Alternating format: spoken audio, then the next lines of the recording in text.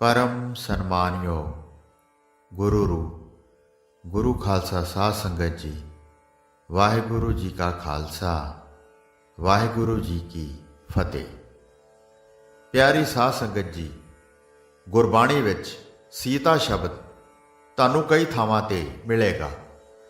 गुरु साहब जी ने धन श्री गुरु ग्रंथ साहब जी विच सीता शब्द कई थावां ते वरत्या है। जिमें कि अंग 465 उपर गावन गोपियां गावन कान गावन सीता राजे राम, परमात्मा दे नाम नूं ग्वालना भी गाउंदियां हन ते कृष्ण जी भी गाउंदे हन। रामचंद्र जी अते सीता होरी भी परमात्मा दे नाम नूं गाउंदे हन। इसे प्रकार अंग 954 उपर पातशाह ने लिखा है, रोवै राम निकाला भया सीता लक्ष्मण विछड़ गया।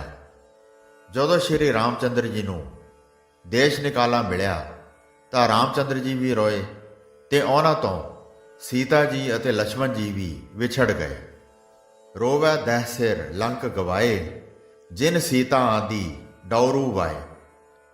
रावण भी लंका गवा के बहुत रोया जिसने साधु बन के सीता जी नूं चुरा के लियांदा सी।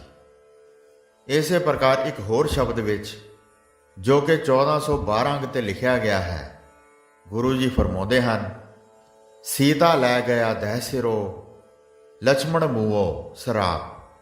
कि जदों रावण सीता नूं चुरा के लै गया सी ते जदों रामचंद्र जी दे भरा लक्ष्मण जी सराप नाल अपने प्राण त्याग गए सी तदों रामचंद्र जी बहुत दुखी होए। मन में झूरै रामचंद सीता लक्ष्मण जोग, हणवंतर आराध्या आया कर संजोग। वेखो श्री रामचंद्र जी अपने मन विच सीता जी की खातर दुखी होए जदों सीता जी नूं रावण चुरा के लै गया। इत्थे पातशाह फरमा रहे हैं कि श्री रामचंद्र जी सीता जी अते लक्ष्मण जी के वियोग विच बहुत दुखी होए। फिर श्री रामचंद्र जी ने हनुमान नूं याद किया जो परमात्मा वालों बने संजोग के कारण श्री रामचंद्र जी की शरण आए सन। सीता जी राजा जनक की पुत्री सी। इन्हां दे जन्म की कथा अनोखी है। लिखा है कि धर्मी राजा जनक के राज विच भयानक औड़ लगी, भाव के पानी का काल पै गया। 12 साल मीह ना वरिया। उसदे राज दे जंगल खेत सब सड़ गए, तलाब सुक गए, पशु ते पंछी भुख नाल व्याकुल होण लगे। प्रजा दे अनेकां पुरुष मरन लगे ते राजा बहुत घबरा गया, क्योंकि राजे का धर्म हुंदा है प्रजा की रक्षा करनी। जो जान माल की रक्षा ना करे सो राजा नहीं हुंदा। लोकां दे मरण दा पाप राजा जनक दे सिर लगन लगा। हर पासे मौत देख के मौत सुन के राजा घबरा गया। राजा जनक ने एक सभा सदी।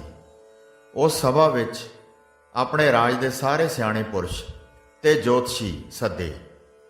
सभा विच विशा यह रखिया कि राज विच इन्नी औड़ लगन दा की कारण है, किस पाप का फल है। कईयां सियाणे पुरुषां ने आपो अपनी अकल अनुसार उत्तर दिते, पर राजे की तसल्ली ना हुई।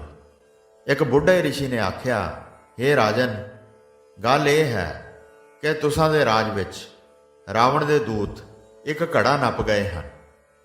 जिन्ना चिर यह पुट्टिया ना जाए उन्ना चिर समझ लो आप दे राज विच नुकसान ही नुकसान है। किसे नेक कर्म करके आप बच गए, नहीं तो कुल नाश हो जानी सी। वह घड़ा कैसा है, उस विच की है? राजा जनक ने पुछ की। वह सब कुछ जानन लई काला सी।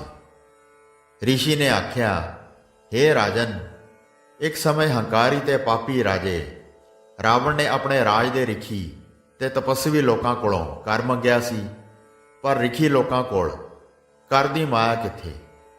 जदों रावण दे दूत रिखी आश्रमां विच कर लैण गए तां सारे रिखियां ने सलाह करके एक घड़े विच अपने शरीर दा लहू पाया। उस घड़े का मूँह बंद कर दिता। नाल ही दूतां नूं आख दिता कि रावण इस घड़े का मूँह ना खोले, जे खोलेगा तो उसका सर्वनाश हो जाएगा। ਇਸ ਵਿੱਚ ਰਾਵਣ ਦਾ ਕਾਲ ਹੈ। ਜੋ ਰਾਜਾ ਗਰੀਬਾਂ ਨੂੰ ਤੰਗ ਕਰਦਾ ਹੈ ਉਹ ਸੁਖੀ ਨਹੀਂ ਹੋ ਸਕਦਾ। ਦੂਤ ਰਾਜਾ ਰਾਵਣ ਕੋਲ ਉਹ ਕੜਾ ਲੈ ਗਏ। ਜਦੋਂ ਰਾਵਣ ਦੇਖਣ ਲੱਗਾ ਤਾਂ ਦੂਤ ਨੇ ਰੋਕ ਦਿੱਤਾ। ਉਹਨਾਂ ਨੇ ਰਾਵਣ ਨੂੰ ਦੱਸਿਆ, ਇਹ ਰਾਵਣ, ਰਿਖੀਆਂ ਨੇ ਸ਼ਰਾਪ ਦਿੱਤਾ ਹੈ, ਜੇ ਇਸ ਨੂੰ ਖੋਲੋਗੇ ਤਾਂ ਤੁਸਾਂ ਦਾ ਸਰਬ ਨਾਸ਼ ਹੋ ਜਾਏਗਾ। ਇਹ ਸੁਣ ਕੇ ਰਾਵਣ ਕ੍ਰੋਧ ਵਿੱਚ ਆ ਗਿਆ। ਉਸਨੇ ਹੁਕਮ ਦਿੱਤਾ, ਇਸ ਘੜੇ ਨੂੰ ਦੂਰ ਕਿਸੇ ਰਾਜ ਦੀ ਧਰਤੀ ਵਿੱਚ ਨਾ ਪਾਓ। ਦੂਤ ਉਸ ਘੜੇ ਨੂੰ ਆਪ ਦੇ ਰਾਜ ਵਿੱਚ ਨੱਪ ਗਏ। ਉਹ ਘੜਾ ਹੁਣ ਪੁੱਟਿਆ ਜਾਏ ਤੇ ਉਸ ਦਾ ਮੂੰਹ ਖੋਲ੍ਹਿਆ ਜਾਏ। ਪਾਪੀ ਰਾਵਣ ਦਾ ਨਾਸ਼ ਹੋਏਗਾ, ਕਿਉਂਕਿ ਉਹ ਅਜੇ ਵੀ ਪ੍ਰਜਾ ਨੂੰ ਤੰਗ ਕਰਦਾ ਹੈ। ਉਸ ਨੂੰ ਪ੍ਰਾਪਤ ਕੀਤੀ ਬ੍ਰਹਮ ਵਿਦਿਆ ਦਾ ਭੈ ਹੈ। ਰਾਜਾ ਜਨਕ ਨੇ ਮੁੜ ਪੁੱਛਿਆ, ਉਹ ਘੜਾ ਕਿਵੇਂ ਪੁੱਟਿਆ ਜਾ ਸਕਦਾ ਹੈ? ਉਸ ਦਾ ਮਨ ਪ੍ਰਸੰਨ ਹੋ ਗਿਆ। ਆਸ ਹੋ ਗਈ ਕਿ ਉਹ ਪ੍ਰਜਾ ਦਾ ਦੁੱਖ ਨਿਵਰਤ ਕਰੇਗਾ। ਆਪ ਸੋਨੇ ਦਾ ਹਲ ਲੈ ਕੇ ਖੇਤਾਂ ਵਿੱਚ ਜਾਓ। ਆਪ ਉਸ ਖੇਤ ਵਿੱਚ ਵੜੋਗੇ ਜਿੱਥੇ ਘੜਾ ਹੈ, ਬਸ ਉਸ ਦਾ ਮੂੰਹ ਖੋਲ ਦਿਓ। ਰਿਸ਼ੀ ਨੇ ਸਾਰੀ ਗੱਲ ਸਪਸ਼ਟ ਕਰ ਦਿੱਤੀ। ਉਸ ਵੇਲੇ ਹੁਕਮ ਕੀਤਾ ਗਿਆ ਤੇ ਫਿਰ ਸੋਨੇ ਦਾ ਹਲ ਤਿਆਰ ਕੀਤਾ ਗਿਆ ਤੇ ਰਾਜਾ ਜਨਕ ਨੇ ਖੇਤ ਵਿੱਚ ਜਾ ਕੇ ਹਲ ਜੋਇਆ। ਹਲ ਜੋਣ ਨਾਲ ਤੇਜਪੁਰੇ ਦੀ ਹਵਾ ਆਈ, ਮੁੜ ਬੱਦਲ ਬਣੇ ਤੇ ਅਚਾਨਕ ਉਸ ਦੇ ਹਲ ਨਾਲ ਘੜਾ ਅੜਿਆ। ਘੜੇ ਨੂੰ ਪੁੱਟਿਆ ਗਿਆ। ਜਦੋਂ ਉਸ ਦਾ ਮੂੰਹ ਖੋਲ੍ਹਿਆ ਤਾਂ ਉਸ ਵਿੱਚ ਨਿੱਕੀ ਜਿਹੀ ਸੁੰਦਰ ਕੰਨਿਆ ਸੀ। ਉਸ ਕੰਨਿਆ ਨੂੰ ਰਾਜੇ ਜਨਕ ਨੇ ਚੁੱਕ ਲਿਆ। ਖੇਤ ਵਿੱਚੋਂ ਲੱਭਣ ਦੇ ਕਾਰਨ ਉਸ ਦਾ ਨਾਮ ਸੀਤਾ ਰੱਖਿਆ ਗਿਆ। ਘੜੇ ਦਾ ਮੂੰਹ ਖੁੱਲਣ ਤੇ ਮੋਹਲੇ ਧਾਰ ਬਾਰਿਸ਼ ਹੋ ਗਈ। ਪ੍ਰਜਾ ਸੁਖੀ ਤੇ ਰਾਜ ਭਵਨ ਵਿੱਚ ਪਲ ਕੇ ਸੀਤਾ ਜਵਾਨ ਹੋ ਗਈ।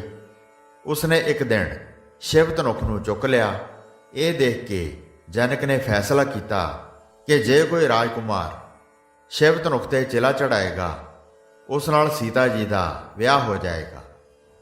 ਸੋ ਸ਼੍ਰੀ ਰਾਮਚੰਦਰ ਜੀ ਨੇ ਉਹ ਸ਼ਰਤ ਪੂਰੀ ਕੀਤੀ ਤੇ ਸੀਤਾ ਨੂੰ ਵਿਆਹ ਕੇ ਅਯੋਧਿਆਪੁਰੀ ਲੈ ਆਏ। ਸ਼੍ਰੀ ਰਾਮਚੰਦਰ ਜੀ ਨੂੰ ਬਨਵਾਸ ਹੋਇਆ ਤਾਂ ਸਤੀ ਸੀਤਾ ਜੀ ਆਪਣੇ ਪਤੀ ਪਰਮੇਸ਼ਰ ਦੇ ਦੁੱਖ ਸੁੱਖ ਵਿੱਚ ਸਹਾਈ ਹੋਣ ਬਦਲੇ ਉਹਨਾਂ ਦੇ ਨਾਲ ਹੀ ਇੱਕ ਸੰਨਿਆਸਨ ਦਾ ਰੂਪ ਧਾਰਨ ਕਰਕੇ ਜੰਗਲਾਂ ਨੂੰ ਚਲੀ ਗਈ। ਰਾਜ ਮਹਿਲ ਤੇ ਰਾਜ ਸੁੱਖਾਂ ਦਾ ਸੀਤਾ ਜੀ ਨੇ ਤਿਆਗ ਕਰ ਦਿੱਤਾ। ਰਾਵਣ ਜਦੋਂ ਸੀਤਾ ਨੂੰ ਛਲ ਕੇ ਲੈ ਗਿਆ ਤਾਂ ਸ਼੍ਰੀ ਰਾਮਚੰਦਰ ਜੀ ਸੀਤਾ ਦੇ ਵੈਰਾਗ ਵਿੱਚ ਬਹੁਤ ਦੁਖੀ ਹੋਏ ਤੇ ਅਸ਼ੋਕ ਵਾਟਕਾ ਵਿੱਚ ਰਹੇ। ਰਾਵਣ ਵੱਲੋਂ ਦਿੱਤੇ ਗਏ ਕਸ਼ਟ ਸਰੀਰ ਤੇ ਮਨ ਤੇ ਝੱਲੇ, ਪਰ ਇਸਤਰੀ ਧਰਮ ਦਾ ਤਿਆਗ ਨਾ ਕੀਤਾ। ਸੀਤਾ ਮਾਤਾ ਰਾਵਣ ਦੁਆਰਾ ਦਿੱਤੇ ਗਏ ਲਾਲਚਾਂ ਵਿੱਚ ਨਾ ਆਈ ਤੇ ਅੰਤ ਵਿੱਚ ਰਾਵਣ ਦਾ ਕਾਲ ਬਣੀ। ਸੀਤਾ ਜੀ ਦੇ ਕਾਰਨ ਹੀ ਰਾਵਣ ਦੀ ਮੌਤ ਹੋਈ। ਉਸ ਦੀ ਸਾਰੀ ਕੁਲ ਮਾਰੀ ਗਈ। ਰਾਵਣ ਨੂੰ ਮਾਰਨ ਤੋਂ ਪਿੱਛੋਂ ਜਦੋਂ ਸੀਤਾ ਜੀ ਨੇ ਸ਼੍ਰੀ ਰਾਮਚੰਦਰ ਜੀ ਦੇ ਚਰਨਾਂ ਤੇ ਮੱਥਾ ਟੇਕਿਆ ਤਾਂ ਸ਼੍ਰੀ ਰਾਮਚੰਦਰ ਜੀ ਨੇ ਸੀਤਾ ਜੀ ਦੇ ਧਰਮ ਦੀ ਪ੍ਰੀਖਿਆ ਕੀਤੀ। ਉਹਨਾਂ ਨੂੰ ਅੱਗ ਵਿੱਚ ਬਿਠਾਇਆ ਗਿਆ। ਅਗਨ ਦੇਵਤਾ ਨੇ ਸੀਤਾ ਜੀ ਦੇ ਸਰੀਰ ਨੂੰ ਸੇਕ ਨਾ ਲਾਇਆ ਤੇ ਧਰਮ ਦੀ ਜੈ ਹੋਈ। ਸ਼੍ਰੀ ਰਾਮਚੰਦਰ ਜੀ ਸੀਤਾ ਜੀ ਨੂੰ ਨਾਲ ਲੈ ਕੇ ਅਯੋਧਿਆਪੁਰੀ ਆ ਗਏ। ਕੁਝ ਸਮਾਂ ਸੁੱਖ ਦਾ ਲੰਘਿਆ। ਸੀਤਾ ਜੀ ਦੇ ਪੈਰ ਭਾਰੇ ਹੋਏ। ਮਾਂ ਬਣਨ ਦੀ ਆਸ਼ਾ ਪੂਰਨ ਹੋਣ ਲੱਗੀ ਤਾਂ ਇੱਕ ਦਿਨ ਐਸਾ ਆਇਆ ਕਿ ਸ਼੍ਰੀ ਰਾਮਚੰਦਰ ਜੀ ਨੇ ਸੀਤਾ ਜੀ ਨੂੰ ਬਨਵਾਸ ਦਾ ਹੁਕਮ ਦੇ ਦਿੱਤਾ। ਤਿਆਗ ਤੇ ਬਨਵਾਸ ਦੇ ਹੁਕਮ ਦੇਣ ਦਾ ਕਾਰਨ ਸਿਰਫ ਪ੍ਰਜਾ ਵਿੱਚੋਂ ਉੱਠੀ ਆਵਾਜ਼ ਸੀ। ਮਰਿਆਦਾ ਪੁਰਸ਼ੋਤਮ ਸ਼੍ਰੀ ਰਾਮਚੰਦਰ ਜੀ ਨੇ ਸੀਤਾ ਜੀ ਦਾ ਤਿਆਗ ਕਰਕੇ ਬਹੁਤ ਦੁੱਖ ਉਠਾਇਆ। ਸ਼੍ਰੀ ਲక్ష్మణ ਜੀ ਜਮਨਾ ਪਾਰ ਉੱਤਰਾਖੰਡ ਦੇ ਜੰਗਲਾਂ ਵਿੱਚ ਸੀਤਾ ਜੀ ਨੂੰ ਛੱਡ ਗਏ। ਸੀਤਾ ਜੀ ਕਾਲੇ ਜੰਗਲਾਂ ਵਿੱਚੋਂ ਵਿਚਰਦੇ ਹੋਏ ਵਾਲਮੀਕੀ ਜੀ ਦੇ ਆਸ਼ਰਮ ਵਿੱਚ ਪੁੱਜੇ, ਜਿਸ ਸਥਾਨ ਨੂੰ ਅੱਜ ਕੱਲ੍ਹ ਰਾਮ ਤੀਰਥ ਆਖਿਆ ਜਾਂਦਾ ਹੈ, ਜੋ ਜ਼ਿਲ੍ਹਾ ਅੰਮ੍ਰਿਤਸਰ ਵਿੱਚ ਹੈ। ਸ਼੍ਰੀ ਵਾਲਮੀਕੀ ਜੀ ਦੇ ਆਸ਼ਰਮ ਵਿੱਚ ਰਹਿੰਦਿਆਂ ਹੀ ਸੀਤਾ ਜੀ ਨੇ 2 ਰਾਜਕੁਮਾਰਾਂ ਨੂੰ ਜਨਮ ਦਿੱਤਾ। ਇੱਕ ਰਾਜਕੁਮਾਰ ਲਵ ਤੇ ਦੂਸਰਾ ਕੁਸ਼ ਸੀ। ਦੋਵੇਂ ਰਾਜਕੁਮਾਰ ਜਵਾਨ ਹੋਏ। ਵਾਲਮੀਕੀ ਨੇ ਉਹਨਾਂ ਨੂੰ ਸ਼ਸਤਰ ਤੇ ਸ਼ਾਸਤਰ ਵਿਦਿਆ ਸਿਖਾਈ। ਉਹ ਦੋਵੇਂ ਮਹਾਬਲੀ ਰਾਜਕੁਮਾਰ ਬਣੇ। ਸ਼੍ਰੀ ਰਾਮਚੰਦਰ ਜੀ ਨੇ ਚੱਕਰਵਰਤੀ ਰਾਜਾ ਹੋਣ ਦਾ ਐਲਾਨ ਕਰਨ ਲਈ ਅਸ਼ਵਮੇਧ ਯੱਗ ਦਾ ਘੋੜਾ ਛੱਡਿਆ ਇਹਨਾਂ ਨੇ ਘੋੜਾ ਫੜ ਲਿਆ ਤੇ ਬਹੁਤ ਭਾਰੀ ਯੁੱਧ ਹੋਇਆ।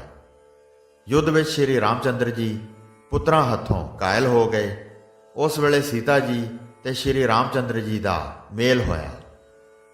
ਸੀਤਾ ਜੀ ਧਰਤੀ ਵਿੱਚ ਅਲੋਪ ਹੋ ਗਏ। ਧਰਮ ਪਾਲਣ ਦੇ ਕਾਰਨ ਅੱਜ ਮੰਦਰਾਂ ਵਿੱਚ ਸੀਤਾ ਜੀ ਦਾ ਨਾਮ ਪਹਿਲਾਂ ਲਿਆ ਜਾਂਦਾ ਹੈ। ਸੋ ਸਾਧ ਸੰਗਤ ਜੀ, ਇਹ ਸੀ ਸੀਤਾ ਜੀ ਦੀ ਸਾਖੀ। ਦਾਸ ਨੂੰ ਆਗਿਆ ਦਿਓ। ਵਾਹਿਗੁਰੂ ਜੀ ਕਾ ਖਾਲਸਾ, ਵਾਹਿਗੁਰੂ ਜੀ ਕੀ ਫਤਿਹ।